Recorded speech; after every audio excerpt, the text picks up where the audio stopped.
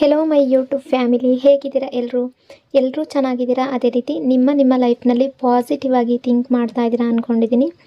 ಈಗ ಓವರಾಲ್ ಎನರ್ಜಿಯ ಮೂಲಕ ಈ ರೀಡಿಂಗನ್ನು ನೋಡುವ ಪ್ರಯತ್ನ ಪಡೋಣ.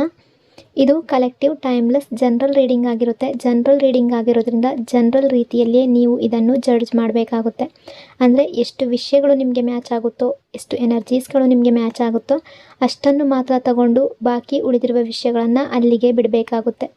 ಅಂದರೆ ಈ ರೀಡಿಂಗಲ್ಲಿ ಬರುವ ಯಾವುದೇ ವಿಷಯಗಳನ್ನಾಗಲಿ ಫೋರ್ಸ್ಫುಲ್ಲಾಗಿ ನಿಮ್ಮ ಮೇಲೆ ಹಾಕ್ಕೊಳ್ಬಾರ್ದು. ಹಾಗಾದರೆ ಈಗ ರೀಡಿಂಗನ್ನು ಶುರು ಮಾಡೋಣ. ಯಾವ ಪರ್ಸನ್ಗೋಸ್ಕರ ಈ ರೀಡಿಂಗನ್ನು ನೀವು ನೋಡ್ತಾ ಇದ್ದೀರೋ, ಈ ಪರ್ಸನ್ ಎನರ್ಜಿ ಅಕಾರ್ಡಿಂಗ್ ನೋಡೋದಾದರೆ ಈ ಪರ್ಸನ್ ತುಂಬ ರಫ್ ನೇಚರ್ ಆಗಿರ್ಬೋದು ಅಥವಾ ಮೊದಲು ಆ ರೀತಿ ಇರಬಹುದು. ಮಾತಿನಲ್ಲಿ ತುಂಬ ಒರಟು, ಆ್ಯಕ್ಷನ್ನಲ್ಲಿ ತುಂಬ ಸೈಲೆಂಟ್, ಆ್ಯಟಿಟ್ಯೂಡ್ ಇರ್ಬೋದು, ಈಗೋ ಇರಬಹುದು. ಈ ರೀತಿ ಎನರ್ಜಿ ಕಾಣಿಸ್ತಾ ಇದೆ. ಅಂದರೆ ಪರ್ಸನ್ ಈ ರೀತಿ ಆಗಿರಬಹುದು ಮೊದಲೆಲ್ಲ.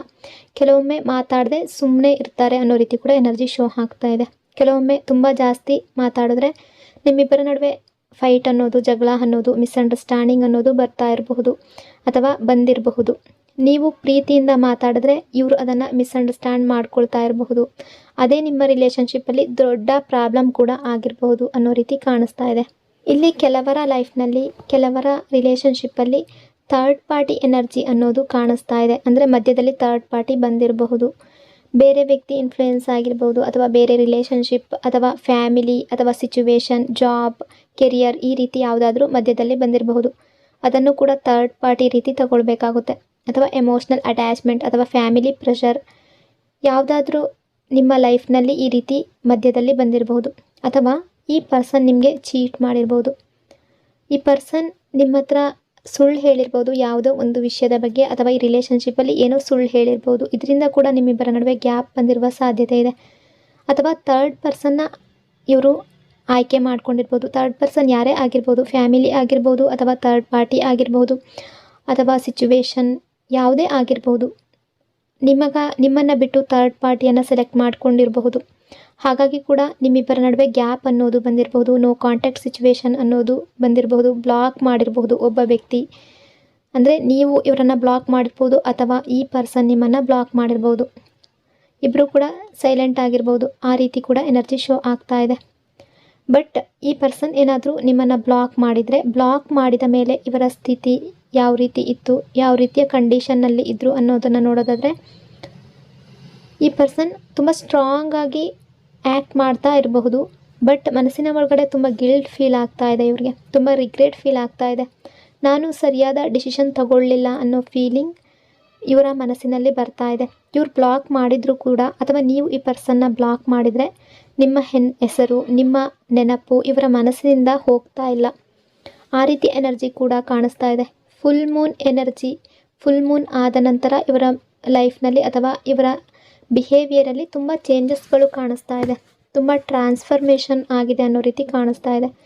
ಇವರು ಈ ರಿಲೇಷನ್ಶಿಪ್ಪಲ್ಲಿ ಮಾಡಿದ ತಪ್ಪು, ಮಿಸ್ಟೇಕ್ಗಳು, ನಿಮಗೆ ಯಾವ ರೀತಿ ನೋವು ಕೊಟ್ಟರು, ನಿಮಗೆ ಯಾವ ರೀತಿ ಪೇಯ್ನ್ ಕೊಟ್ಟರು, ನಿಮ್ಮನ್ನು ಯಾವ ರೀತಿ ಈ ರಿಲೇಷನ್ಶಿಪ್ಪಲ್ಲಿ ಇಗ್ನೋರ್ ಮಾಡಿದರು, ಆ ದಿನಗಳೆಲ್ಲ ಇವರ ಕಣ್ಣ ಮುಂದೆ ರೀಪ್ಲೇ ಆಗ್ತಾ ಇದೆ. ಅಂದರೆ ನೀವು ಈ ಪರ್ಸನ್ಗೆ ಎಷ್ಟೇ ವ್ಯಾಲ್ಯೂ ಕೊಟ್ಟರು, ಎಷ್ಟೇ ಪ್ರೀತಿ ತೋರಿಸಿದ್ರು, ಇವರು ಅದನ್ನು ಇಗ್ನೋರ್ ಮಾಡಿದರೆ ಅದೆಲ್ಲವೂ ಕೂಡ ಇವರ ಕಣ್ಣ ಮುಂದೆ ರೀಪ್ಲೇ ಆಗ್ತಾ ಇದೆ.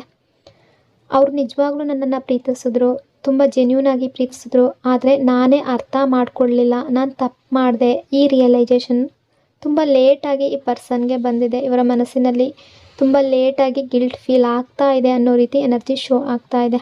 ಇವರು ಪಾಸ್ಟಲ್ಲಿ ನಿಮ್ಮನ್ನು ತುಂಬ ಇಗ್ನೋರ್ ಮಾಡಿದ್ದಾರೆ. ನಿಮಗೆ ವ್ಯಾಲ್ಯೂ ಕೊಟ್ಟಿಲ್ಲ, ನಿಮ್ಮ ಫೀಲಿಂಗ್ಸನ್ನು ಅರ್ಥ ಮಾಡ್ಕೊಂಡಿಲ್ಲ. ನೀವು ಎಷ್ಟೇ ಪ್ರೀತಿಯಿಂದ ಹೋದರೂ ಕೂಡ ಅವರು ಇಗ್ನೋರ್ ಮಾಡಿ ಸುಮ್ಮನಾಗ್ತಾ ಇದ್ರು ಅನ್ನೋ ರೀತಿ ಕೂಡ ಕಾಣಿಸ್ತಾ ಇದೆ. ಬಟ್ ಅದೆಲ್ಲದರ ಫೀಲಿಂಗ್ ಏನಿದೆ ಅವ್ರಿಗೆ ಈಗ ಅರ್ಥ ಆಗ್ತಾ ಇದೆ. ಎಷ್ಟು ಪೇಯ್ನ್ ಆಗುತ್ತೆ ಅನ್ನೋದು ಈಗ ಅರ್ಥ ಆಗ್ತಾ ಇದೆ. ತುಂಬ ಕನ್ಫ್ಯೂಸ್ಡ್ ಆಗಿದ್ದಾರೆ, ತುಂಬ ಡಿಪ್ರೆಸ್ಡ್ ಆಗಿದ್ದಾರೆ, ಓವರ್ ಥಿಂಕಿಂಗ್ ಮಾಡ್ತಾ ಇದ್ದಾರೆ. ಅವ್ರಿಗೆ ಸರಿಯಾಗಿ ನಿದ್ದೆ ಕೂಡ ಬರ್ತಾ ಇಲ್ಲ ಕೆಲವರಿಗೆ ಅನ್ನೋ ರೀತಿ ಎನರ್ಜಿ ಶೋ ಆಗ್ತಾ ಇದೆ. ಅವರ ಮನಸ್ಸಿನಲ್ಲಿ ಪೀಸ್ ಅನ್ನೋದು ಇಲ್ಲ. ಕೆಲವೊಂದು ಸಲ ಅಂದ್ಕೊಳ್ತಾರೆ ಇವರು, ಈ ರಿಲೇಷನ್ಶಿಪ್ ಅನ್ನೋದು ಮತ್ತೆ ಸರಿಯಾಗೋದು ಇಂಪಾಸಿಬಲ್ ಅಂತ ಅಂದ್ಕೊಳ್ತಾರೆ. ಮತ್ತೆ ಕೆಲವೊಮ್ಮೆ ಅಂದ್ಕೊಳ್ತಾರೆ, ಒಂದು ಚಾನ್ಸ್ ಮತ್ತೆ ಸಿಕ್ಕರೆ ಎಲ್ಲವನ್ನ ನಾನು ಸರಿ ಮಾಡ್ತೀನಿ, ಮೊದಲಿನ ರೀತಿ ಈ ರಿಲೇಷನ್ಶಿಪ್ಪನ್ನು ನಾರ್ಮಲ್ ಮಾಡ್ತೀನಿ ಅನ್ನೋ ರೀತಿ ಇವರು ಥಿಂಕ್ ಮಾಡ್ತಾರೆ. ನಿಮ್ಮ ನೆನಪು ಇವರಿಗೆ ಹೇಗಿದೆ ಅಂತ ಈಗ ಕರೆಂಟ್ ಸಿಚುವೇಶನ್ನಲ್ಲಿ ನೋಡೋದಾದರೆ, ಇವರ ನೆನಪು ನಿಮಗೆ ಯಾವ ರೀತಿ ಇತ್ತೋ ಮೊದಲೆಲ್ಲ ಅದೇ ರೀತಿ ಈ ಪರ್ಸನ್ಗೆ ನಿಮ್ಮ ನೆನಪು ಅನ್ನೋದು ತುಂಬಿಕೊಂಡಿದೆ. ನೀವು ಮತ್ತು ಇವರು ಸ್ಪೆಂಡ್ ಮಾಡಿದ ಟೈಮ್ನ ತುಂಬ ನೆನಪು ಮಾಡ್ಕೊಳ್ತಾರೆ. ಬ್ಯೂಟಿಫುಲ್ ಮೂಮೆಂಟ್ಸ್ನ, ನೀವಿಬ್ಬರು ಸೈಲೆಂಟ್ ಅಂಡರ್ಸ್ಟ್ಯಾಂಡ್ ಮಾಡ್ಕೊಳ್ತಿದ್ರಲ್ಲ ಅದೆಲ್ಲವನ್ನು ನೆನಪು ಮಾಡ್ಕೊಳ್ತಾರೆ. ಲೇಟ್ ನೈಟ್ ಟಾಕ್ಸ್ನ ನೆನಪು ಮಾಡ್ಕೊಳ್ತಾರೆ. ಎಲ್ಲವನ್ನು ಮತ್ತೆ ಮತ್ತೆ ನೆನಪು ಮಾಡ್ಕೊಳ್ತಾ ಇದ್ದಾರೆ. ನಿಮ್ಮ ನಗು ಮುಖ, ನೀವು ಕೇರ್ ಮಾಡ್ತಾ ಇದ್ದ ರೀತಿ, ನೀವು ಈ ಪರ್ಸನ್ಗೆ ಎಷ್ಟು ವೆಯ್ಟ್ ಮಾಡ್ತಾ ಇದ್ರಿ, ಎಷ್ಟು ಪೇಷನ್ಸಿಂದ ಕಾಯ್ತಾ ಇದ್ರಿ, ಇದೆಲ್ಲವೂ ಇವರ ಮನಸ್ಸಿನಲ್ಲಿ ರೀಪ್ಲೇ ಆಗ್ತಾ ಇದೆ. ನೀವು ಯಾವ ರೀತಿ ಪ್ರೀತಿ ತೋರಿಸ್ತಾ ಇದ್ರೋ ಅದೆಲ್ಲವೂ ಕೂಡ ಇವ್ರಿಗೆ ಅರ್ಥ ಆಗ್ತಾ ಇದೆ. ಅದು ಅವರ ಮನಸ್ಸಿನಲ್ಲಿ ರೀಪ್ಲೇ ಆಗ್ತಾ ಇದೆ. ಅಂದರೆ ನಿಮ್ಮ ಪ್ರೀತಿಯ ಒಂದೊಂದು ಕ್ಷಣವನ್ನು ಕೂಡ ಇವರು ನೆನಪು ಮಾಡ್ಕೊಳ್ತಾ ಇದ್ದಾರೆ ಅನ್ನೋ ರೀತಿ ಕೂಡ ಎನರ್ಜಿ ಶೋ ಆಗ್ತಾ ಇದೆ. ಇಲ್ಲಿ ನಿಮ್ಮ ಪ್ರೀತಿಯನ್ನು ಇವರು ಲೈಟಾಗಿ ತಗೊಂಡಿದ್ರೆ ಅದರ ಬಗ್ಗೆ ತುಂಬ ಥಿಂಕ್ ಮಾಡ್ತಾ ಇದ್ದಾರೆ. ನೀವು ತುಂಬ ಪ್ಯೂರ್ ಲವ್ ಕೊಟ್ಟಿದ್ರಿ ಈ ಪರ್ಸನ್ಗೆ, ತುಂಬ ಲಾಯಲ್ಟಿಯನ್ನು ತೋರಿಸಿದ್ರಿ, ಈ ಪರ್ಸನ್ ಲೈಫ್ನಲ್ಲಿ ತುಂಬ ಹ್ಯಾಪಿನೆಸ್ಸನ್ನು ಕೊಟ್ರಿ. ಆದರೆ ಇವರು ನಿಮ್ಮನ್ನು ತುಂಬ ಇಗ್ನೋರ್ ಮಾಡಿರಬಹುದು, ಹರ್ಟ್ ಮಾಡಿರಬಹುದು, ಮೈಂಡ್ ಗೇಮ್ಸ್ ಕೂಡ ಆಡಿರಬಹುದು ಕೆಲವರು. ಇದೀಗ ಅದಕ್ಕೆ ಫುಲ್ ರಿಗ್ರೆಟ್ ಆಗ್ತಾ ಇದೆ. ಮನಸ್ಸಿಗೆ ತುಂಬ ಅಂದರೆ ತುಂಬ ಕನ್ಫ್ಯೂಸ್ಡ್ ಆಗ್ತಾ ಇದೆ. ಅಂದರೆ ನಾನು ಯಾಕೆ ಆ ರೀತಿ ಬಿಹೇವ್ ಮಾಡಿದೆ ಅನ್ನೋದು ಈ ಪರ್ಸನ್ಗೆ ಈಗ ರಿಗ್ರೆಟ್ ಫೀಲ್ ಮಾಡಿಸ್ತಾ ಇದೆ ಅನ್ನೋ ರೀತಿ ಎನರ್ಜಿ ಕಾಣಿಸ್ತಾ ಇದೆ. ಈ ಪರ್ಸನ್ ನಿಮ್ಮ ಬಗ್ಗೆ ಅಟ್ರ್ಯಾಕ್ಟ್ ಆಗಿದ್ದಾರಾ ಅಂತ ನೋಡೋದಾದರೆ ಹೌದು, ಇವರು ನಿಮ್ಮ ಕಡೆ ತುಂಬ ಅಟ್ರ್ಯಾಕ್ಟ್ ಆಗಿರೋ ರೀತಿ ಕಾಣಿಸ್ತಾ ಇದ್ದಾರೆ. ಫಿಸಿಕಲಿ ಅಟ್ರ್ಯಾಕ್ಟೆಡ್ ಆಗಿದ್ದಾರೆ, ಎಮೋಷ್ನಲಿ ಅಟ್ರ್ಯಾಕ್ಟೆಡ್ ಆಗಿದ್ದಾರೆ. ಆ ಅಟ್ರ್ಯಾಕ್ಷನ್ ಸಪ್ರೆಸ್ ಮಾಡ್ಕೊಳ್ತಾ ಇದ್ದಾರೆ. ಫೀಲಿಂಗ್ಸ್ ಎಕ್ಸ್ಪ್ರೆಸ್ ಮಾಡೋ ಧೈರ್ಯ ಇಲ್ಲ. ಈ ವ್ಯಕ್ತಿಗೆ ತುಂಬ ಫಿಯರ್ ಇದೆ ಅನ್ನೋ ರೀತಿ ಎನರ್ಜಿ ಶೋ ಆಗ್ತಾ ಇದೆ. ಅಂದರೆ ಮತ್ತೆ ನೀವು ಇವರನ್ನು ಅಕ್ಸೆಪ್ಟ್ ಮಾಡ್ತಿರೋ ಇಲ್ವೋ, ಅಂದರೆ ಇವರ ಬಿಹೇವಿಯರಿಂದ ನೀವು ತುಂಬ ಹರ್ಟ್ ಆಗಿರ್ತೀರ. ಇವರು ನಿಮ್ಮನ್ನು ವ್ಯಾಲ್ಯೂ ಮಾಡದೇ ಇರೋದ್ರಿಂದ, ನಿಮ್ಮನ್ನು ಇಗ್ನೋರ್ ಮಾಡಿರೋದ್ರಿಂದ ನಿಮ್ಮ ಮನಸ್ಸಿನಲ್ಲಿ ಆ ಪೇಯ್ನ್ ಇನ್ನೂ ಕೂಡ ಇರುತ್ತೆ. ಹಾಗಾಗಿ ಇವರನ್ನು ಅಕ್ಸೆಪ್ಟ್ ಮಾಡ್ತಿರೋ ಇಲ್ವೋ ಅನ್ನೋ ರೀತಿ ಥಿಂಕ್ ಮಾಡ್ತಾ ಇದ್ದಾರೆ. ಕೆಲವೊಂದು ಸಲ ಇವರು ಏನು ಅಂದ್ಕೊಳ್ತಾರೆ ಅಂದರೆ ಈ ರಿಲೇಷನ್ಶಿಪ್ ಮತ್ತೆ ನಾರ್ಮಲ್ ಆಗಬೇಕು, ಸರಿಯಾಗಬೇಕು, ಆದಷ್ಟು ಬೇಗ ಡಿಸಿಷನನ್ನು ಸ್ಟ್ಯಾಂಡ್ ತಗೋಬೇಕು ಅಂತ ಅಂದ್ಕೊಳ್ತಾರೆ. ಬಟ್ ಫ್ಯಾಮಿಲಿ ಇಶ್ಯೂ ಅನ್ನೋದು ಮಧ್ಯದಲ್ಲಿದೆ, ಅಥವಾ ಥರ್ಡ್ ಪಾರ್ಟಿ ಸಿಚುವೇಶನ್ ಏನಾದರೂ ಇದ್ದರೆ ಅದು ಯಾವುದೇ ರೀತಿಯ ಥರ್ಡ್ ಪಾರ್ಟಿ ಆಗಿರ್ಬೋದು, ಅದು ಕ್ಲಿಯರ್ ಆಗಬೇಕು, ಮೆಂಟಲ್ ಕ್ಲಾರಿಟಿ ಅನ್ನೋದು ಬರಬೇಕು ಅನ್ನೋ ರೀತಿ ವೆಯ್ಟ್ ಮಾಡ್ತಾ ಇದ್ದಾರೆ. ಅಂದರೆ ರೈಟ್ ಟೈಮ್ಗೆ ವೆಯ್ಟ್ ಮಾಡ್ತಾ ಇದ್ದಾರೆ ಅನ್ನೋ ರೀತಿ ಕೂಡ ಎನರ್ಜಿ ಶೋ ಆಗ್ತಾ ಇದೆ. ಇನ್ನೂ ಕೆಲವರ ರಿಲೇಷನ್ಶಿಪ್ ಇದು ನ್ಯೂ ಬಿಗಿನಿಂಗ್ ಆಗಬೇಕು ಅನ್ನೋದು ಇವರ ಮನಸ್ಸಿನಲ್ಲಿದೆ. ಅಂದರೆ ನ್ಯೂ ಸ್ಟಾರ್ಟ್ ಆಗಬೇಕು ಈ ರಿಲೇಷನ್ಶಿಪ್ಪಲ್ಲಿ, ಮತ್ತೆ ಒಂದು ಚಾನ್ಸ್ ಈ ರಿಲೇಷನ್ಶಿಪ್ಪಲ್ಲಿ ಬೇಕು ಅನ್ನೋ ರೀತಿ ಥಿಂಕ್ ಮಾಡ್ತಾ ಇದ್ದಾರೆ. ರಿಲೇಷನ್ಶಿಪ್ ನಾರ್ಮಲ್ ಮಾಡ್ಕೋಬೇಕು, ನ್ಯೂ ಬಿಗಿನಿಂಗ್ ಸ್ಟಾರ್ಟ್ ಮಾಡಬೇಕು ಅನ್ನೋ ರೀತಿ ಥಿಂಕ್ ಮಾಡ್ತಾ ಇದ್ದಾರೆ. ಅಂದರೆ ಈ ರಿಲೇಷನ್ಶಿಪ್ಪನ್ನು ಗೀವ್ ಅಪ್ ಮಾಡೋದಕ್ಕೆ ಇವರಿಂದ ಸಾಧ್ಯ ಆಗ್ತಾ ಇಲ್ಲ. ನಿಮ್ಮನ್ನು ಕಳ್ಕೊಳ್ಳೋದು ಕೂಡ ಇವರಿಗೆ ಇಷ್ಟ ಇಲ್ಲ. ಆ ರೀತಿಯ ಎನರ್ಜಿ ಕಾಣಿಸ್ತಾ ಇದೆ. ಫೈನಲ್ಲಾಗಿ ನಿಮಗೆ ಯಾವ ರೀತಿಯ ಮೆಸೇಜ್ ಇದೆ ಅಂದರೆ ಈ ಪರ್ಸನ್ ನಿಮ್ಮನ್ನು ತುಂಬ ಮಿಸ್ ಮಾಡ್ಕೊಳ್ತಾ ಇದ್ದಾರೆ. ಇವರ ತಪ್ಪೇನು ಮಾಡಿದ್ದಾರೆ ಅದರ ಅರಿವು ಇವ್ರಿಗೆ ಆಗಿದೆ. ಪಶ್ಚಾತ್ತಾಪ ಅನ್ನೋದು ತುಂಬ ಕಾಡ್ತಾ ಇದೆ. ಇವರ ಮನಸ್ಸಿನಲ್ಲಿ ನಿಮ್ಮ ಬಗ್ಗೆ ಪ್ರೀತಿ ಅನ್ನೋದು ಇನ್ನೂ ಜೀವಂತವಾಗಿ ಇದೆ.